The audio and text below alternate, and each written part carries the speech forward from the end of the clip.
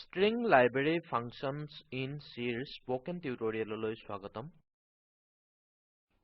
এই টিউটোৰিয়েলটোত আমি শিকিম string library functions। আমি কিছু উদাহৰণৰ দ্বাৰা ইয়াক কৰিম।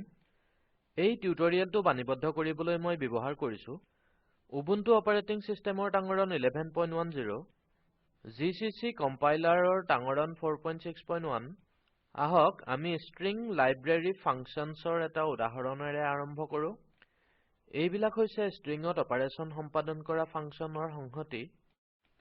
বিভিন্ন ধৰণৰ অপাৰেশনছ যেনে কপিং, কনকাটিনেশ্যন, সাৰ্চিং আদি সমৰ্থন কৰে। আহক আমি string library ফাংচনসমূহৰ কিছুমান চাও। ইয়াত আমাৰ strncpy ফাংচনটো আছে। ইয়াৰ বাবে গাঁথনিটো হৈছে strncpy char str1 char str2 আৰু int n। string str2 ৰ প্ৰথম nটা characters string str1 লৈ প্ৰতিলিপি কৰে। উদাহৰণ char strncpy char hello char world2। আউটপুটটো হ'ব WOLLO। ইয়াত আমাৰ ওচৰত string 2 ৰ পৰা WO আছে আৰু বাকি থকা characters বিলাক string 1 ৰ পৰা। এতিয়া আমি দেখিম strncmp ফাংচন। ইয়াৰ বাবে গাঁথনিটো হৈছে strncmp char str1 char str2 আৰু int n। string 2 ৰ প্ৰথম n characters string 1 ৰ হৈতে তুলনা কৰিব। উদাহৰণ int strncmp char ice char ice cream আৰু 2। আউটপুটটো হ'ব 0। এতিয়া আমি কেনেকৈ string library functionsটো ব্যৱহাৰ কৰা হয় চাম। মই আপোনাক কিছুমান সাধাৰণতে ব্যৱহাৰ হোৱা string functions দেখুৱাবলৈ লৈছো। মই ইতিমধ্যে প্ৰোগ্ৰামটো এডিটৰত লিখি থৈছো। মই এইটো খুলিম। ইয়াত আমাৰ string length ফাংচনটো আছে। মন কৰিব যে আমাৰ ফাইল নামটো হৈছে strlen.c। এইটোত আমি stringটোৰ দৈৰ্ঘ্য নিৰ্ণয় কৰিম। তাত হেডাৰ ফাইল বিলাক হৈছে stdio.h আৰু string.h। এইটো আমাৰ মেইন ফাংচন। ইয়াত আমাৰ এটা character variable আছে arr। এটা মান জমা কৰে অশ্বিনী।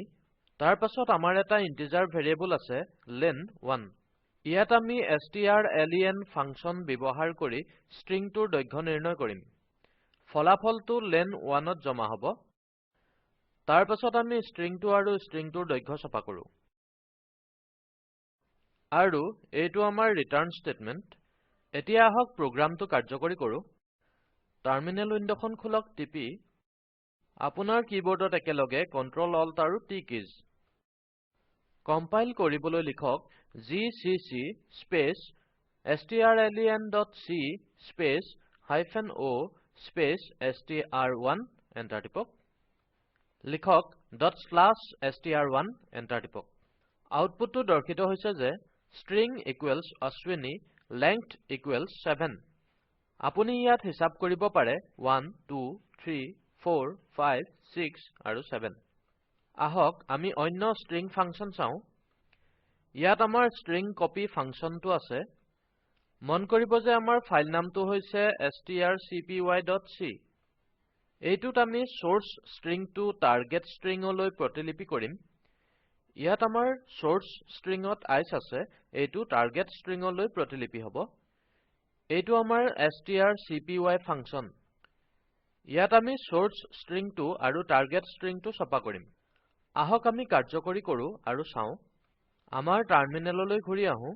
কম্পাইল কৰিবলৈ লিখক gcc space strcpy.c space -o space str2 enter টিপক। লিখক ./str2 এন্টাৰ টিপক। আউটপুটটো দৰ্শিত হৈছে যে source string equals to ice, target string equals to ice। এতিয়া আহক অন্য string ফাংচন চাও।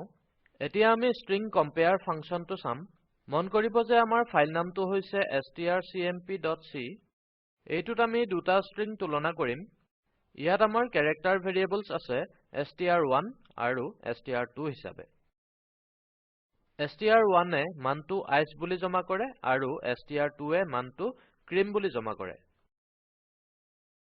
ইয়াত আমাৰ ইন্টিজাৰ ভেৰিয়েবলছ আছে I আৰু J হিচাপে এইটোত আমি strcmp ফাংচন ব্যৱহাৰ কৰি ষ্ট্ৰিংটো তুলনা কৰিম ইয়াত আমি তুলনা কৰো str1 যিটো iceৰ হৈতে hello ফলাফলটো iত জমা হৈছে এইটোত আমি তুলনা কৰো string2 যিটো creamৰ হৈতে cream ফলাফলটো z জমা হৈছে তাৰ পাছত আমি দুয়োটা ফলাফল ছপা কৰো আৰু এইটো আমাৰ ৰিটাৰ্ণ স্টেটমেন্ট আহক প্ৰোগ্ৰামটো কাৰ্যকৰী কৰো আমাৰ টাৰ্মিনেললৈ ঘূৰি আহো কম্পাইল কৰিবলৈ লিখক gcc space strcmp.c space -o space str3 enter টিপক লিখক .str3 আউটপুটটো দৰ্শিত হৈছে যে 1,0 আমাৰ প্ৰোগ্ৰামটোলৈ ঘূৰি আহো